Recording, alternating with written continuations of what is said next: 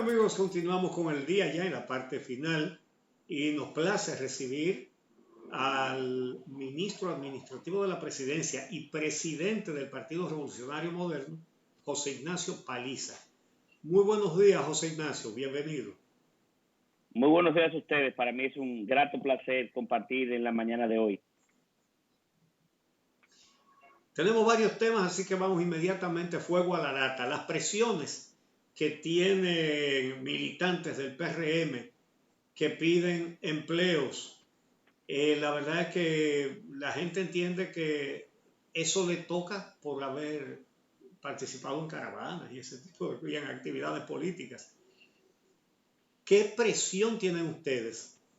¿Cómo están manejando eso y qué piensan hacer?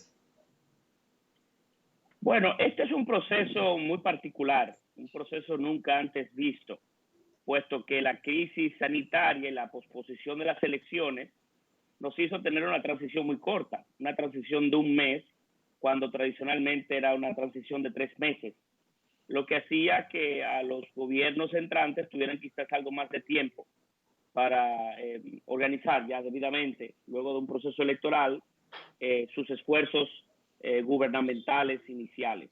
A nosotros nos ha tocado un momento diferente. Pero estamos con el debido proceso, con la organización debida, con algún nivel de planificación y de cuidado, dando participación a los compañeros, miembros de nuestra organización, de aliados, miembros de la sociedad civil que nos acompañaron a este gobierno del cambio. El deseo de muchos es de participar y de poder ser parte de los cambios que prometimos, de las iniciativas que vamos a impulsar y de los esfuerzos que queremos construir. Y eso se irá dando, don Uchi. Le hemos querido pedir a nuestra militancia un poco de paciencia y de prudencia, y nosotros muy consecuentes de saber y conocer quiénes nos empujaron o junto a quienes construimos este proyecto, pues estamos muy conscientes de la participación que quizás más abierta debe tener una cantidad apreciable de hombres y mujeres.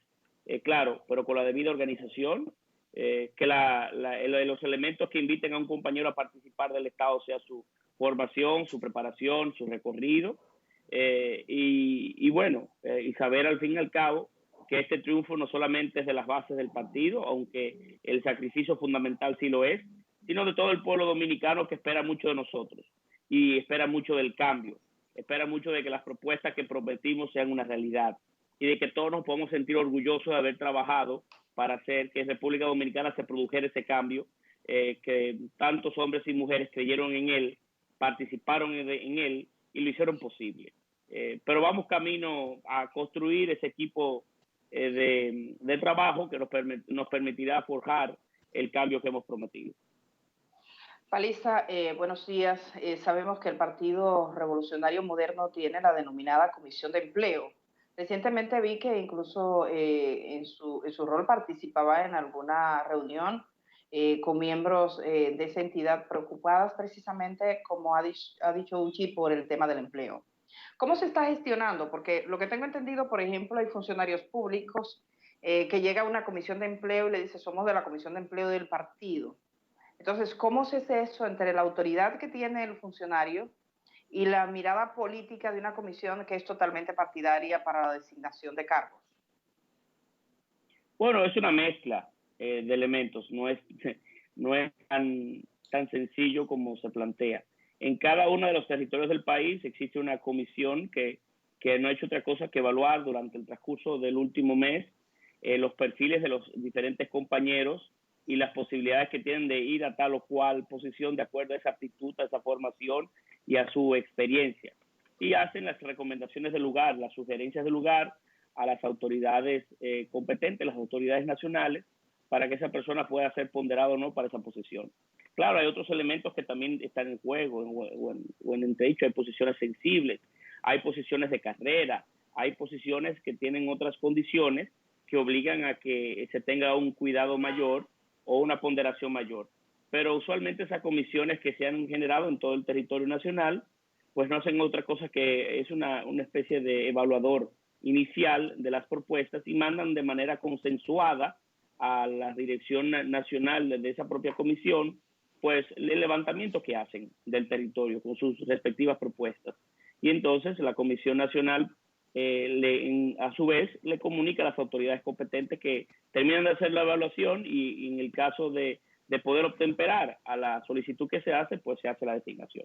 Esto es un tema que durará, o esta conversación durará unos días, pero creo que no es un tema que deba generar mayor nivel de preocupación ni al pueblo dominicano, ni a las estructuras o las bases del partido. Nosotros lo que hemos querido hacer esto es de forma organizada, de forma planificada, porque nosotros hemos prometido un cambio, y el cambio no es la sustitución de una persona por otra, es mucho más profundo que eso. El cambio no es sustituir 110 vicecónsules en los Estados Unidos por 110 vicecónsules de nuestro partido, de militantes de nuestros partidos. Es cambiar esa matriz y la forma en la que se organizaba y se pensaba. La gente votó no solamente por personas, votó por ideas.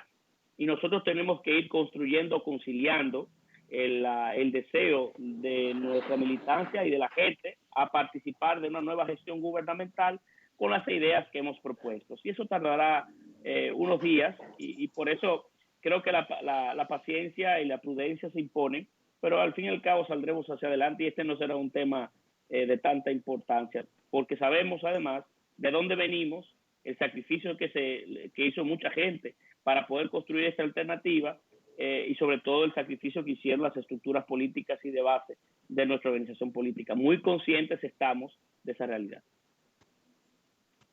Tú estás mencionando la palabra cambio. Usar esa palabra en la campaña como consigna fue un acierto porque las condiciones ya estaban creadas. Era el pueblo el que estaba pidiendo el cambio. Y una de los aspectos indignantes de las estructuras que había era el dominio de un partido sobre todas las caras de la justicia, incluyendo la electoral.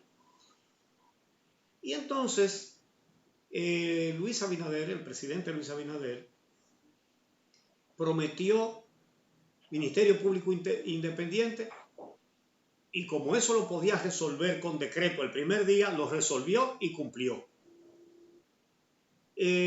Ya tarda un poquito más lo de la Cámara de Cuentas y lo de la Junta Central Electoral, pero particularmente en lo de la Junta Central Electoral se está postulando públicamente con afiche y todo Eddie Olivares, que es un dirigente del Partido Revolucionario Moderno.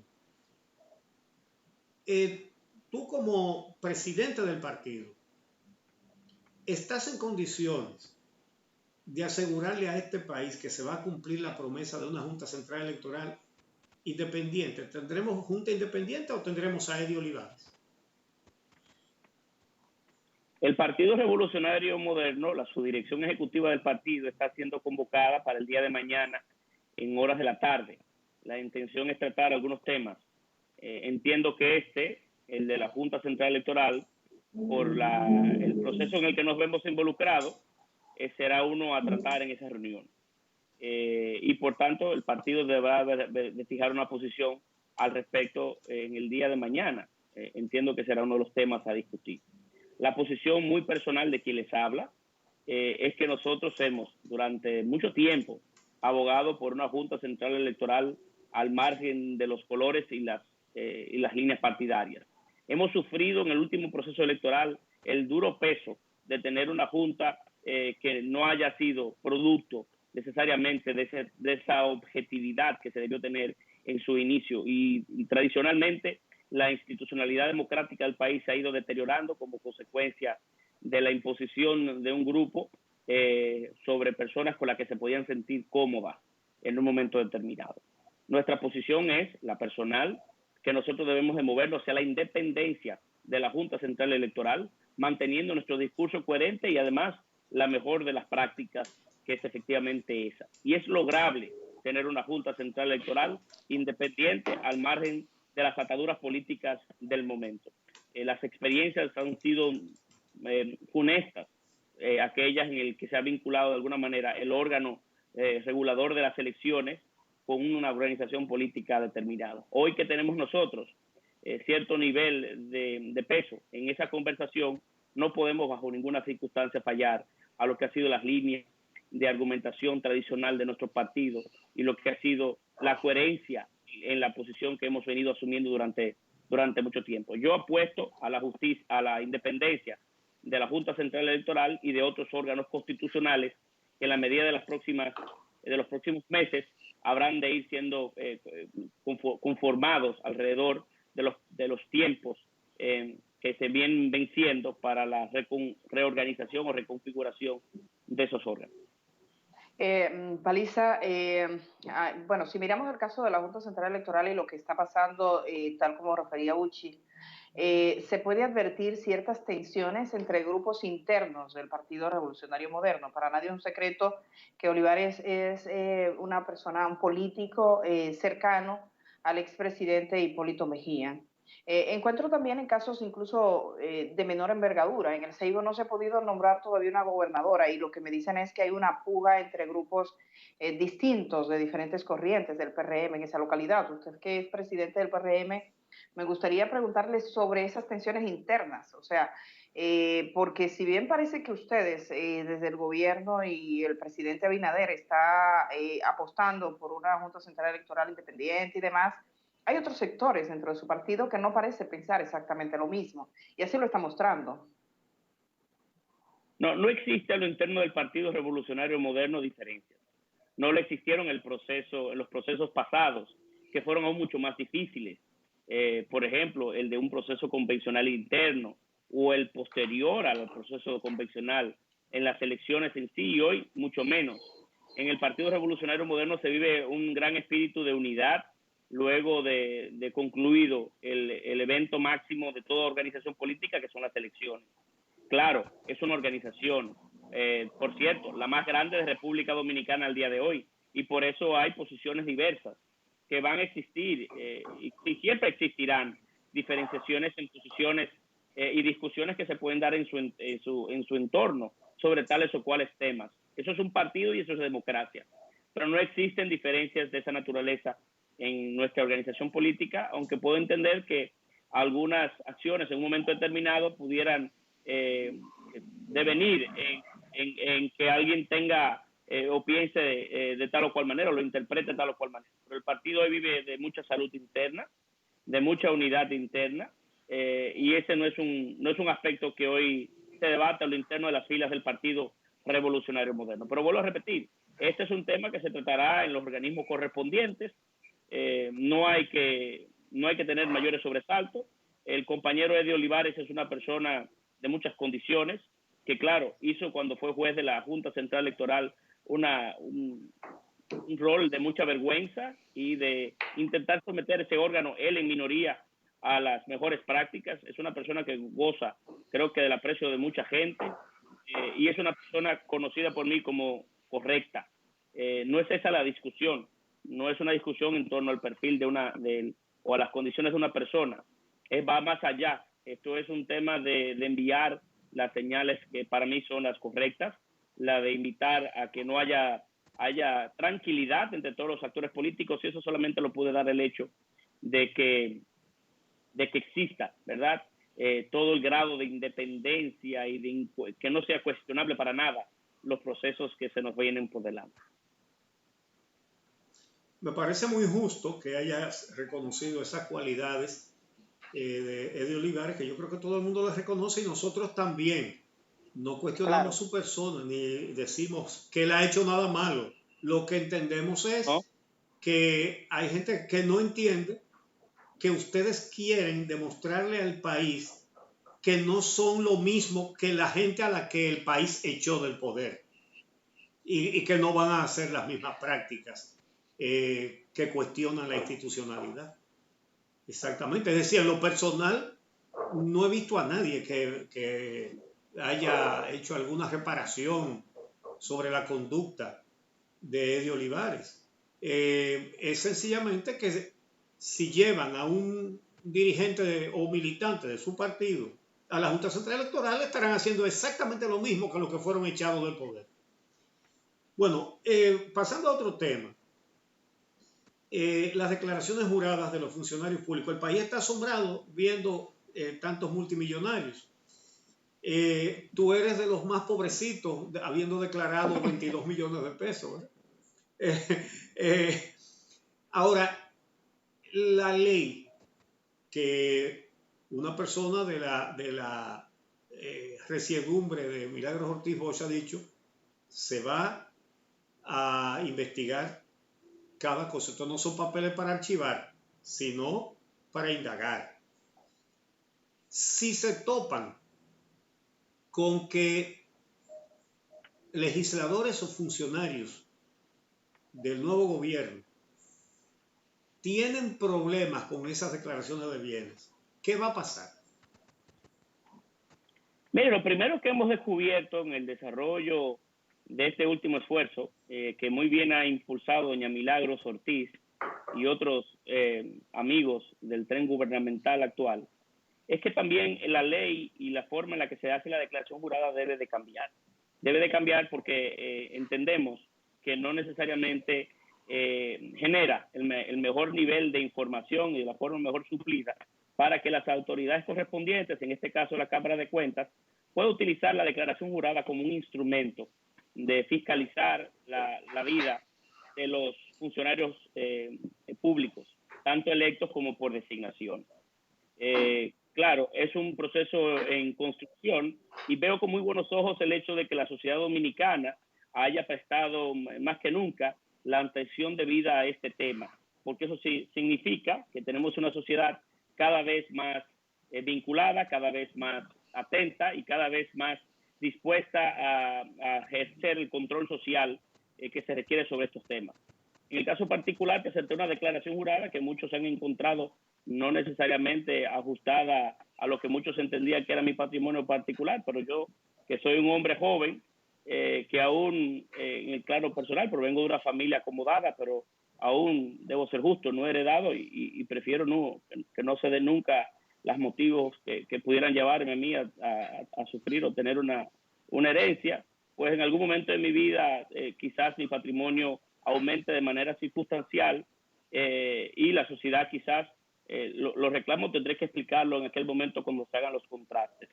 Pero las declaraciones juradas deben de ser un instrumento de poder perseguir y fiscalizar la vida de cada uno de nosotros y que los órganos correspondientes puedan dar el seguimiento adecuado. De todas maneras, Paliza, quería preguntarle pero, algo, si comparte, y no lo hago como un chiste, sino que realmente, si comparte nuestra extrañeza, ¿sabía usted que tenía compañeros tan millonarios? Porque si nosotros hace unos meses nos hubiésemos sentado, mucha gente señalaba, oye, Paliza puede que tenga dinero porque es de una familia acomodada, como describe usted. Pero ahora nos damos cuenta de que gente que es de las provincias más pobres de este país son multimillonarias y mucha gente se está preguntando, wow, esto es como un club de millonarios. Para usted fue una extrañeza y de alguna manera, ¿qué implicaciones y cómo lo ve? ¿Cómo se siente? ¿Se siente sorprendido? Bueno, mire, hay un poco de todo. Creo que la Cámara de Cuentas y los organismos correspondientes deben de hacer las indagatorias de lugar sobre cada una de las declaraciones, sobre todo de funcionarios públicos que vuelven a reiterar sus declaraciones, para que puedan dar un seguimiento al patrimonio de cada uno. Presenté una declaración hace unos años, así sucesivamente los demás. Y para eso existen, para que usted pueda generar un hilo y pueda dar o perseguir de la mejor manera, no necesariamente con la intención de encontrar nada indebido, sino todo lo contrario, poder dar continuidad al patrimonio y la forma que ha crecido el patrimonio de tales o cuales políticos, muchos de los cuales quizás no puedan sustentar sus declaraciones juradas o no puedan sustentar los recursos que tengan. Ahora bien, también hay que decir que en el transcurso del desarrollo de la vida política nacional se ha ido produciendo como consecuencia de las pocas, vamos a decir, elementos para poder fiscalizar los procesos electorales, en el que el dinero ha comenzado a tener un peso demasiado importante en los procesos. Por eso también tenemos nosotros políticos que quizás tengan o puedan exhibir un patrimonio mayor a lo que han sido políticos del pasado, porque el dinero se ha constituido un tema importante y el acceso a la política hoy es de casi de privilegiados. Eso es un elemento que debemos de cambiar, porque el dinero se ha constituido en el principal limitante al acceso de jóvenes, de mujeres y de ciudadanos con un haber importante de labor social, porque la política es cada vez más cara de poder reproducir. Pero nueva vez, es una herramienta que tenemos o que tiene la sociedad disponible para poder hacer que cada uno de los funcionarios públicos que han sido designados o electos puedan rendir cuentas y que cada quien pueda seguir el proceso del desarrollo de los patrimonios de cada uno de nosotros. Paliza, lo de las alianzas público-privadas preocupa a alguna gente, porque eso en principio se oye bonito, pero en todas las experiencias de inversiones mixtas de gobierno, empresarios, siempre ha salido perdiendo el Estado. Siempre. No hay una sola excepción. Porque los empresarios saben defender bien sus intereses, pero los intereses del Estado, a nombre del Estado lo defiende alguien que puede salir forrado de dinero y el Estado arruinado. Eso es lo que ha pasado en la práctica. Y ustedes se están planteando alianza público-privada. Por ejemplo, que el metro. ¿Cuánto costó el metro? Los empresarios que vengan a ser socios ahora van a poner la misma proporción de lo que eso vale en que van a participar accionariamente. El aporte de cada parte, ¿cómo se va a determinar? Los derechos de cada parte. Si invirtiendo el 30% lo van a administrar, en fin. ¿Ustedes van a mantener al país informado de cada detalle de esas negociaciones? Bueno, en primer lugar, las alianzas públicos-privadas es una modalidad nueva en República Dominicana que nunca ha sido puesta en funcionamiento. Hay algunos modelos similares que, como usted muy bien ha expresado, Muchi, no necesariamente son los mejores ejemplos. Pero la alianza público-privada como tal es una modalidad nueva, producto de una ley nueva que se aprobó en el Congreso hace apenas unos meses y que tiene un reglamento nuevo que nosotros pusimos en marcha apenas unas cuantas semanas luego de haber jurado al poder el pasado 16 de agosto. Tiene leyes que lo regulan, son leyes y, por cierto, leyes bastante rigurosas y estrictas. Un proceso tomaría y obliga publicidad y de transparencia. No es un proceso de negociación secreta en un cuarto entre un funcionario y un empresario, sino que son procesos mucho más robustos, transparentes y públicos que el que hemos tenido en el pasado. Y lo que se habla es de llegar a acuerdos en el que tanto el sector privado como el sector público sobre algunas obras, sobre todo infraestructura en República Dominicana, puedan tener la participación del sector privado poniendo capital sin que el Estado pierda su titularidad, pierda su participación o su propiedad en algunos casos. También son estos instrumentos para poder acaparar gran nivel de inversión, sobre todo en momentos como el que vive la República Dominicana y el mundo, en donde la pandemia ha afectado tanto las finanzas públicas, que hacer posible algunos de estos proyectos es casi una quimera para el Estado dominicano si no tiene el apoyo del sector empresarial, tanto nacional como internacional. Pero Paliza, estamos un poquito contra el tiempo, perdona. Solo preguntarte, la carretera de Samaná, por ejemplo, fue una iniciativa del sector público y privado. En ella el sector privado invertía y el Estado conservaba la titularidad. Sin embargo, cuando uno ve las cuentas y lo que todavía debemos, le da pique. Por ejemplo, en ese caso específico, ¿han analizado ustedes hacer algún tipo de revisión de los términos de un contrato tan lesivo para los intereses públicos? Y ayer que estuvimos en Samaná, uno de los principales reclamos del sector empresarial de Samaná es que esta carretera, de acuerdo a los altos peajes que se pagan, ha hecho que el destino también no sea tan competitivo como otros, como Punta Cana y Puerto Plata, porque el traslado es un tema ya importante la discusión, más de 2,000 pesos para llegar a La Terrena versus unos 600 para ir a Punta Cana o 60 pesos para ir a Puerto Plata. claro, eso es un proyecto que no ha sido diseñado a imagen y semejanza del deseo de este gobierno. Entiéndase, no solamente guarda peajes altos, sino también peajes sombra, que hace que el gobierno tenga que entregar o hacer erogaciones importantísimas a través de cada año para poder cubrir el supuesto equilibrio financiero del proyecto.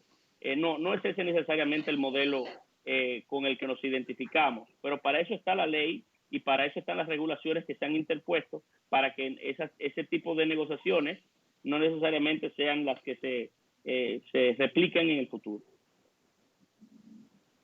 Bueno, qué buen ejemplo puso Edith sobre las alianzas público-privadas.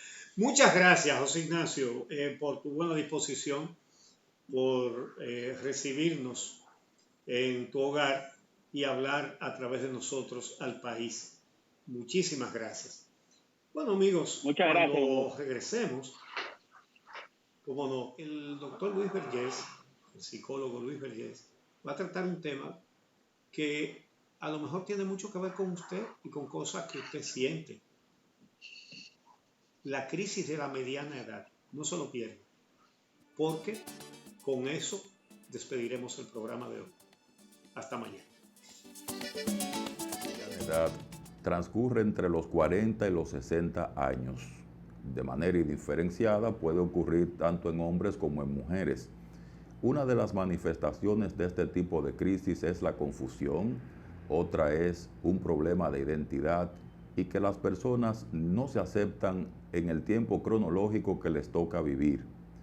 Hay algunas consecuencias que este tipo de crisis tiene y dentro de ellas hay que mencionar un momento de shock donde las personas se ponen en contacto con todo aquello que de una u otra forma no pudieron lograr y una actitud pesimista de que no será posible ya. Hay que hablar también de una sensación de pérdida, donde las personas, como consecuencia de la crisis de la mediana edad, entienden que ya no alcanza tiempo para lograr sus metas y además hay otros aspectos que valoran, como la belleza y la juventud, que desde el punto de vista cultural ellos entienden serán personas rechazadas.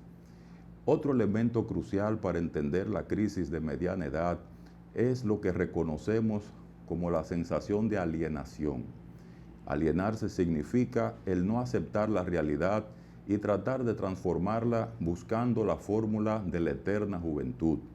Muchas personas en este fenómeno de la alienación cometen errores como exceso de bisturí o muchas cirugías para no avanzar en el tema de la edad y también incurren en relaciones con personas a las cuales le duplican y hasta triplican las edades. La crisis de la mediana edad es también una resistencia a aceptar los cambios naturales que conlleva la naturaleza. Como recomendación, la primera y la más importante es aceptar la realidad de que los tiempos cambian. En segundo lugar, se recomienda que las personas que atraviesan por este tipo de crisis hagan una valoración de sus vidas, tanto con sus fortalezas y también sus debilidades. En tercer lugar, que hagan una proyección a futuro sobre la base de la última parte de su vida que les toca vivir, que podrán ser 20, 25, 30 años, y hacer una especie de orden de prioridades para establecer metas fundamentales que sobre la base de sus recursos todavía pueden perseguir. La crisis de la mediana edad es un proceso de la vida, es una crisis del desarrollo humano por la que cada uno de nosotros alguna vez pasaremos si estamos en salud y hay que verlo más como un desafío y como una conquista que como un problema o una dificultad.